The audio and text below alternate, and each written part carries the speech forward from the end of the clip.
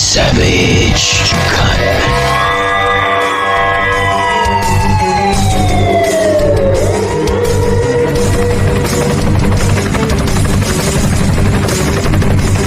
Real talk, no filter on Savaged Unfiltered. Savaged.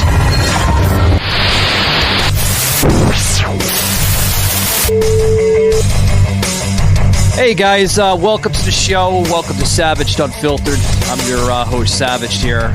Guys, we have a returning guest here by the name of Herbie K. I've had him on once before here on the show. It's been a hot minute since I've had him on. So I wanted to bring him back on because we discussed a lot on the other episode with him. We discussed crime. We discussed everything from his principle of, the 1964 plan, which I do want to get a little bit into that. If you guys missed the last episode, I highly suggest you check that out on the library. It's going back now. Oh God, what's shaky? About maybe 30 episodes now. It's been a hot minute since I've had him on. I'm trying to guess how many episodes back. I don't have the actual library on there, guys. You can check us out on iHeart, Apple, Pandora, Spotify, Rumble. He's there. You have to go all the way down the library. But a really, really interesting set of topics we discussed. But I mainly want to focus on crime, with historic crime rates that you're seeing here, in the country here. With homelessness, with illegals. I mean, there is a lot, guys. But without further ado, I know Herbie does want to mention a few things. We've had a previous guest actually on yesterday. If you guys checked out that episode with Peter Serafine with his book and a lot of his material relating towards the Constitution. And we got into a little bit of January 6th. With the insurrection, a lot of people calling it insurrection, but a lot of people labeling it entirely different. But without further ado, I want to bring my good friend on, Herbie. Herbie, welcome back to the show, man. How you doing? I am doing great. It's so good to be here. Thank you for having me. Yeah, and thank you for being part of the show. I know you want to discuss a little bit about the previous guests I had on. We had discussed in the green room. Yeah. It's just, as I was coming on the show, just before I was coming on the show, I was writing my blog for my Substack today. And by the way, my blog can be found, a link to it, from the 1964plan.org. That's my nonprofit's website. So anyone who wants to can go to the 1964plan.org and you can link to the Substack. Okay, enough in advertising. In the blog today, and what I was discussing was, it's everything that your guest Peter Serafine said I agreed with. I was listening to him, and he made a lot of good points, and his book is solid, and I don't disagree with the premises of any of it, other than we're already over the cliff. What everyone keeps saying is we're on the edge looking down, and I think that we've gone over it, and everything that everyone's talking about the wrong subject. It's too late to save the status quo. It's too late. And if you don't mind, briefly, I'll tell you why. The title of today... Yeah, you're fine, yeah. Okay, the title of my Substack today is Joseph Biden is the worst president in American history. Now, before I go into why that is, just for a moment, Without a doubt. Well, but I want to quickly point out, it's not for the reasons people think, and I do not think Donald Trump is a viable alternative. I'm going to be honest. Because Donald Trump, and you'll understand why in just a minute, has ruled out the one thing that has to be ruled in. So let me just back up for a moment and discuss why I think we're over the edge. Joe Biden is not the worst president in American history just because he screwed up the border. Okay, I understand that everybody's red hot about it. I understand that there are a lot of people red hot about Ukraine, red hot about Israel, red hot about Palestine, red hot about EVs, red hot about a lot of things that he did, losing our energy independence. I could go down the list right with you. However, at the top of the list, what makes him surpass, and a lot of people, by the way, let me just digress slightly, are always, I've read all those articles, who's the worst president? The Democrats say it's Donald Trump, the Republicans say it's Joe Biden or Barack Obama. That's all current political bullshit. You cannot possibly analyze the presidency while you're living during it. This is why history has to be written by people who were born after everybody involved with with whoever they're analyzing is dead. Because all of us are victims of our own cognitive biases. And we live in an echo chamber of them. People on the right only listen to the right, people on the left only listen to the left, and they're all missing the story, which is Joe Biden has surpassed the previous worst president in history, James Buchanan, who, just digressing slightly, is our only gay president, by the way. Just want to point that out. It's just historical interest. I don't care if you're gay. Like Seinfeld says, not that there's anything wrong with it, but he was definitely the gay president. And he was the guy that... Hey, whatever floats your boat, that's what I say. I can care less what the hell you do. Whatever floats your boat. Hey, you want to do that stuff? You want to sleep with another male? I'm a libertarian. If you're female? Yeah. I'm what I would call... I'm not a libertarian pure because I believe they missed the entire cultural story. I call myself a conservative libertarian. But having said that, what you do in the privacy of your home is your business. I'm not trying to criticize. I'm just pointing out that James Buchanan was a disastrously bad president who, in the end, lit the fuse to the Civil War. The Civil War really never had to happen, but we had a crazy incompetent.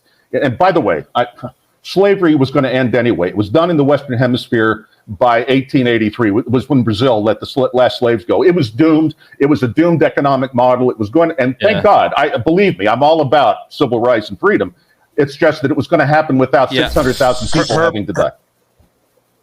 Herbie, one second, guys. I was going to pre-warn you because, like, once he talks, oh man, it's hard to get a sentence in. But he's a really, really good guest. I'm really honored to have him back on, guys. We'll be right back. Don't go anywhere. Democrats like to say that no one needs an AR-15 for self-defense, that no one could possibly need all 30 rounds.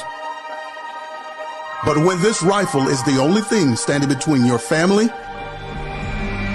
and a dozen angry Democrats in Klan hoods, you just might need that semi-automatic and all 30 rounds.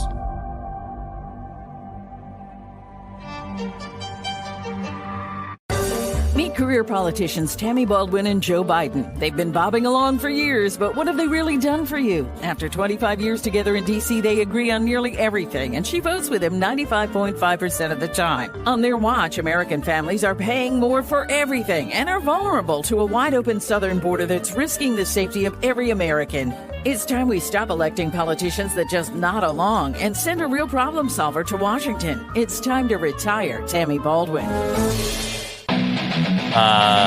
So Sas, welcome to the show, by the way. Oh, thank you. Yeah, man. So what do you think of Herbie so far? Seems to be a well-endowed guy, right? I mean, well, I think. Oh boy, I know he's probably in the green room. I know. I would say he's still there, Sas. Yeah. I'm kind of. He said that Joe Biden is not the worst president. I want to beg to differ on that one, because you go to the store and look at the prices. You look at the Social Security stuff. Jimmy Carter, Jimmy Carter. A lot of people say that he was the worst president of the United States. I mean, that is debatable. And there he is. Jimmy Carter was the worst president. Let me just say, by the way, I think Joe Biden is the worst president in American history. That's the whole point of what I'm saying. But not for the reasons that you're citing. All that other stuff you're citing is all window dressing. He's the worst president. He made the single worst decision ever made by a president in the history of the United States. And I'm ready to let you know what that is as soon as you're ready for me to tell you. Well, is that decision of pulling out Afghanistan, and having blood on his hands, and undoing all President Trump's executive orders regarding the border? No. I mean, to me, that's like when you're purposely. That's all bad stuff, but it has nothing to do with what's going to kill us. What he did was abrogate the Bretton Woods Agreement by punishing Russia by shutting them out of SWIFT, the Society for World Information Technology Exchange. When we shut Russia out of SWIFT, we broke the implicit agreement that we made in 1948 that made the dollar the reserve standard of all currencies in the world. The promise was, regardless of what happens, we would never use the dollar as a weapon. So all during the Cold War, all during the time the Soviet Union and what we used to call Red China was competing with us, they were all trading in dollars on the open market because they knew the United States would never weaponize the dollar. Joe Biden weaponized the dollar, and in doing so, he created BRICS: Brazil, Russia, India, China, South Africa, now including the UAE, Bahrain, Indonesia. Who am I forgetting? Oh, and most importantly, Saudi Arabia.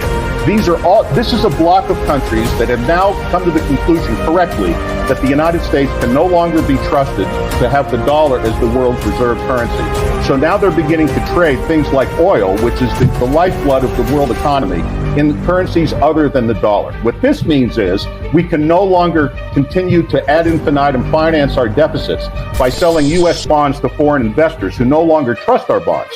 So what we're doing now is we're buying our own bonds in the largest Ponzi scheme in history to support our welfare state. And when you get into Social Security and Medicare, let me explain something to you. And this is why Donald Trump is a moron. Okay? He consistently says, I will not touch Social Security and Medicare. Bullshit. Let me tell you something. Without Social Security and Medicare, we would not be in a current account deficit at all. That is what is causing the deficit. Period. End of story. And people living with disabilities, so they can stay in their homes and family caregivers can finally get the pay they deserve. Tonight, let's all agree once again to stand up for seniors. Many of my friends on the other side of the aisle want to put Social Security on the chopping block. If anyone here tries to cut Social Security, Medicare, or raise the retirement age, I will stop you. Has to be reformed. He can't say bullshit like that. But Herbie, do you actually think he will do the same thing that, just quite recently Nikki Haley? You just mentioned Social Security. What a segue to bring this in. We're not going to get to his presidency. Do you think he would do the same thing that Nikki Haley, openly admitted, saying she will raise Social Security? You think he'll raise Social Security if he gets elected in November? It doesn't matter what they do. This is all. We're all just dancing on the graves of what's already done. We can no longer structurally finance our deficits by selling to foreign investors because nobody trusts the dollar anymore. So it's being rapidly replaced by other currencies and international exchange. That means we can no longer count on our dollar being held as a reserve currency. We can no longer count on world financial institutions buying dollars. So what's happening now is our Federal Reserve is issuing fiat make-believe money to finance the ongoing bonds and the interest, which they're rolling over on increasing interest rates on U.S. debt. And it's too late. We're already over the edge. There's nothing that can be done. I got to put this in there. You said make-believe money. Do you think the make-believe money is a lot of this crypto shit? No. Because I look at it as make-believe money. Well, that's a scam. It's actual currency. No. There's Bitcoin and then there's crypto. These are two completely different things. And that's what people don't understand. Bitcoin is the hardest currency the world has ever seen. It's you cannot screw with it. The algorithm cannot be altered, and there's only 21 million in existence, making it the hardest currency ever created. That's what makes Bitcoin unique. That's why it's currently climbing over 55,000. And you're going to see Bitcoin, as absurd as this is going to sound, and I know how dumb this sounds, Bitcoin's going to go to $1 million. And the reason it's going to go to $1 million. $1 million. Oh boy!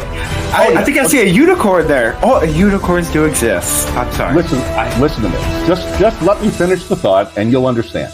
By the way, I don't think it's the only alternative. I think people should be buying Bitcoin, gold, silver, platinum, palladium, and getting their money out of all financial markets, domestic or global, because we're about to have a world economic crash of such proportion to make the Great Depression look like a happy memory. We're about to experience political and global economic upheaval so intense, and so our entire way of life was flushed down the toilet the moment we abrogated Bretton Woods. Now it's all we're just going to play out a string. People don't understand this. It's over. Donald Trump cannot prevent this.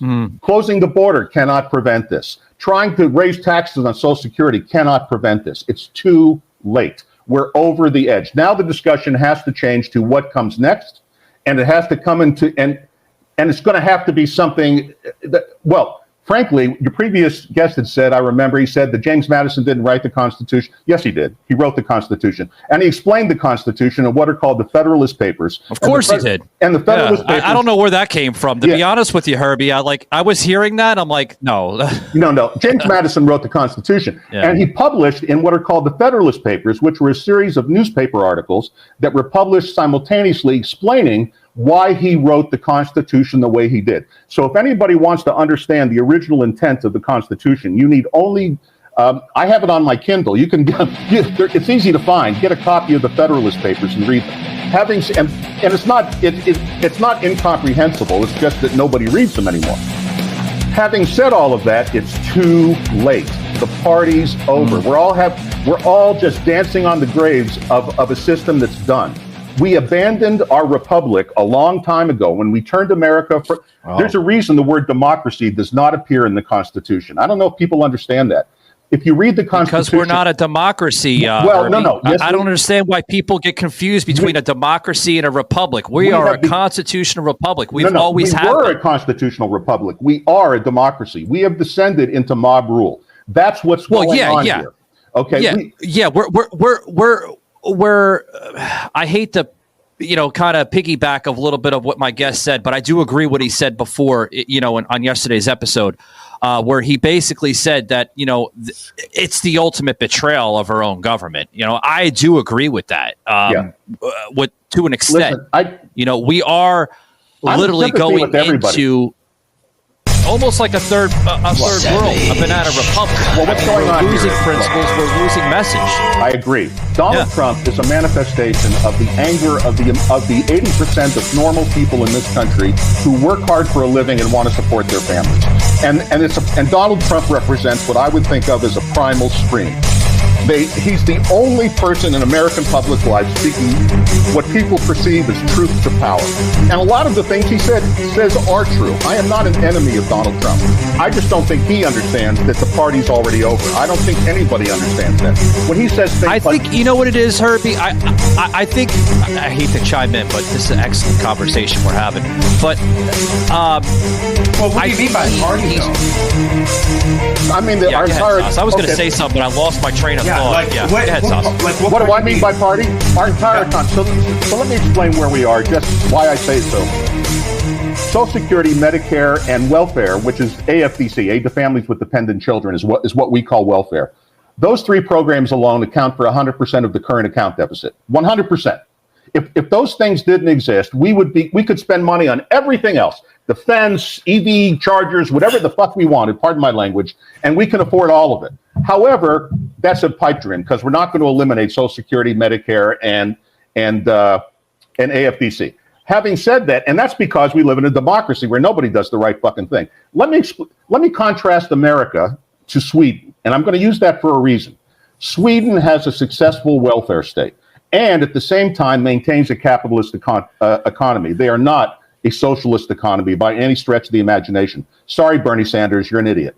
Anyway, having said that, Sweden supports their welfare state by taxing their middle class. The income tax begins in Sweden at 35%. Begins. Okay, there's no getting out of it. If you make $35,000 a year by an American standard, 35% of that immediately goes to local taxes. By the way, most taxes in Sweden are collected at the local level because you're looking at a country that's the size of an American county in many cases. I mean, it's a much smaller country.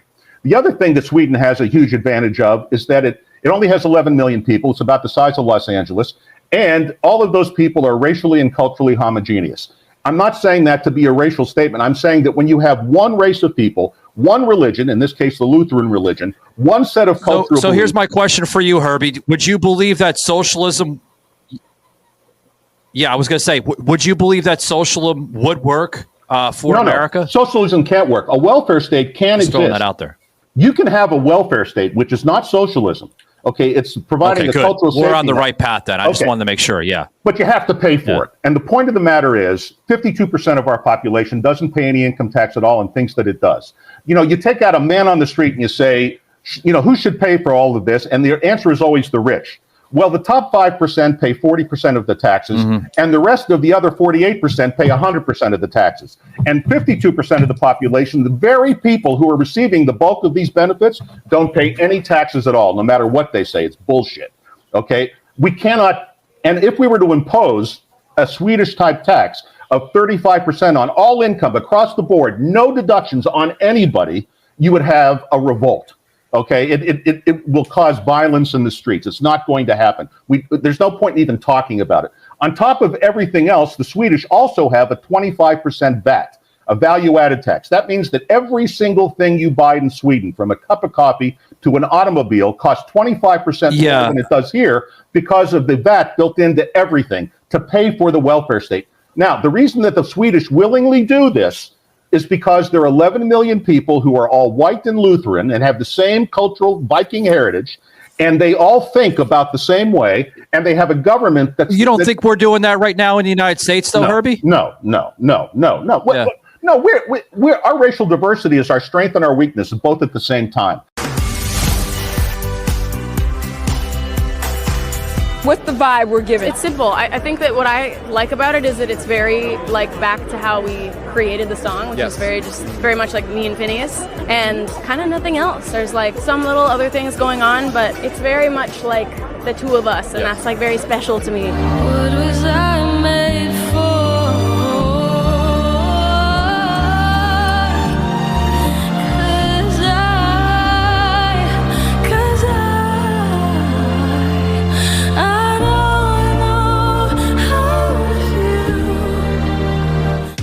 Been to the Oscars more than once, you know. It's wild.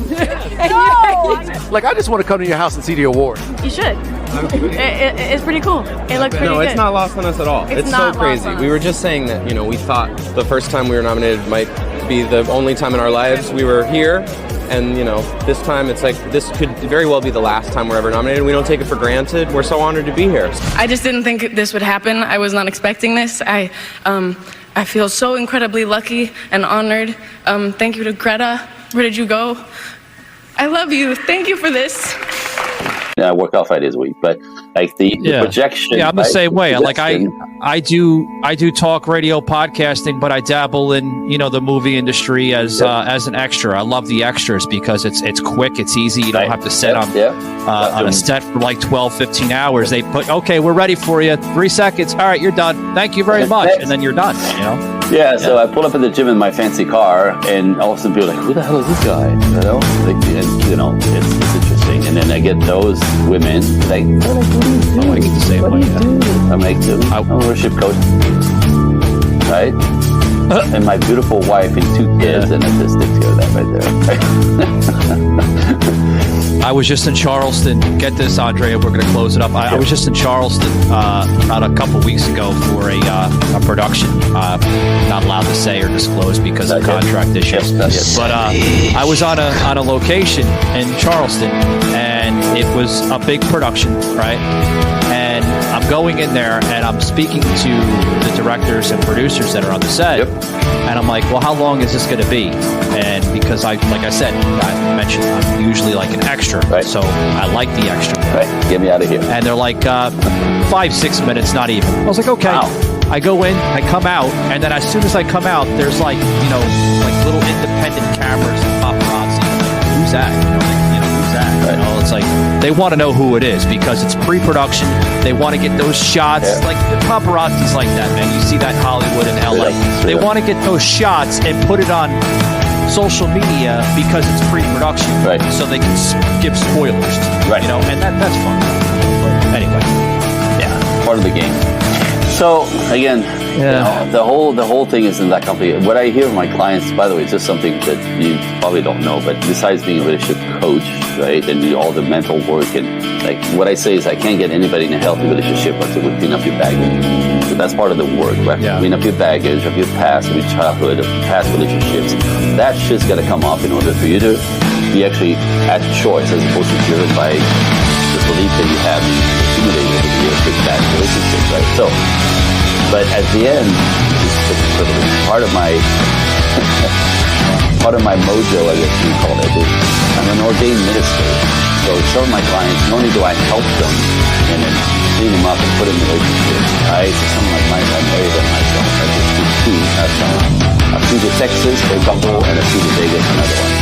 Just cherry on the Sunday, right? So again, that's you know what I'm saying is it's doable. It's only that we have completely mismanaged. No, I was going to say, you don't think we're doing that the same way?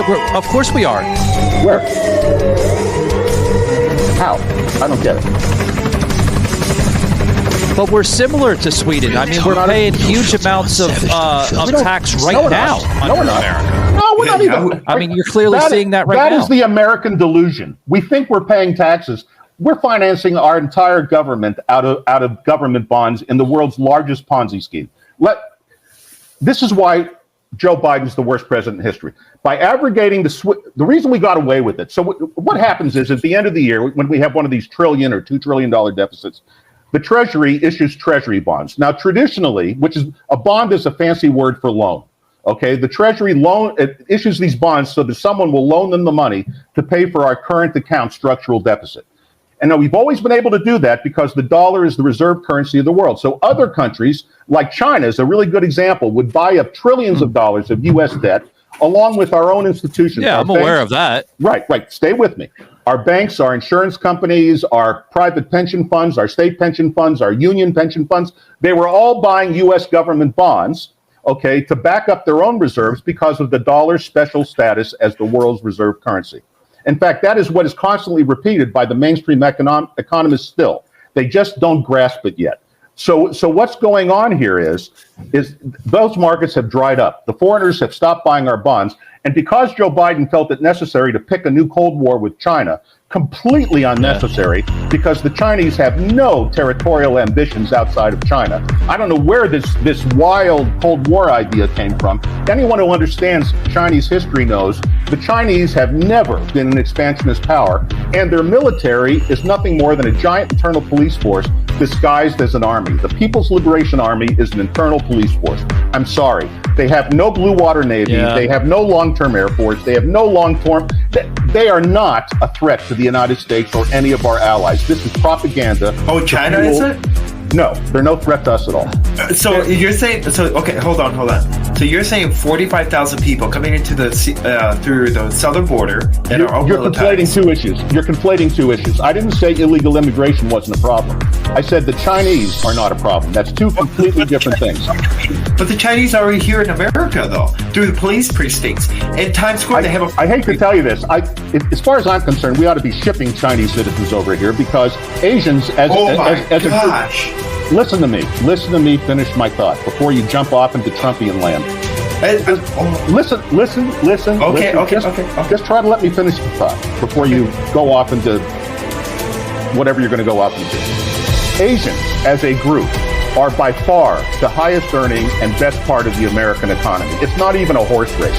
They out-earn Caucasians 2-to-1. Their families are intact. 82% of Asian children are born into two-parent families. I'm sorry, it's true. For example, of black families, 82% of black children are born into single-parent families. You want to know why our cities are falling apart? That's why our cities are falling apart. So as Asians come in here, to have a country, you have to control your borders. But Asian immigrants are not the problem. I'm sorry, they're just not. They're coming here to work, and they're going to stay married, and they're going to raise their children together, and they want to work. They're the hardest working people in the world. We need to clean up the border. I don't disagree with you for lots of reasons, but not the reasons you think. So Herbie, here's my question. Here's my question, buddy. Where do you think the disconnect is? You just mentioned statistics. These statistics are true, okay, with, black individuals growing up mainly in fatherless households, okay? Guys, that's not racist. You could challenge me to whatever level you want to challenge me on, but that's not racist. Those are true statistics. I do agree with you on that, okay? But here. You have to blame it on something. What do you want to blame it on, Herbie? I mean, you have to blame it on something. Do you want to blame it on Democratic cities? Do you want to blame it on Republican cities? Do you want to blame it on... There has to be an altercation of why some Caucasian families are somewhat... I don't want to use the word successful, but, do have higher educational levels. I see that to an extent. I do. I truly do. But, I mean, where's the disconnect with that? Well, first of all, I would disagree we have to blame someone. We have no one to blame but ourselves. We voted this in. This is what democracy does. It's a constitutional republic. No, it was a constitutional republic. Now it's a constitutional democracy, sort of, with a constitution that's ignored when it's inconvenient by whoever happens to be in office.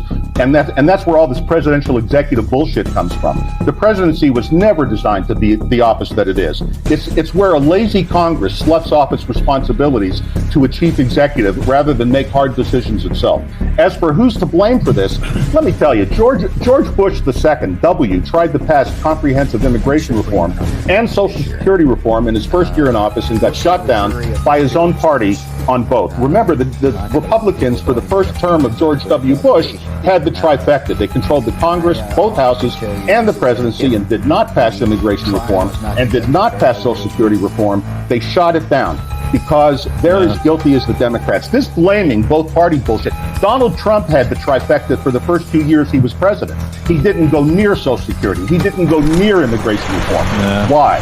Because both parties are culpable in this disaster. I could fix. You want to know how to fix the border? Would you like me to outline exactly how? Yeah. to fix the one second.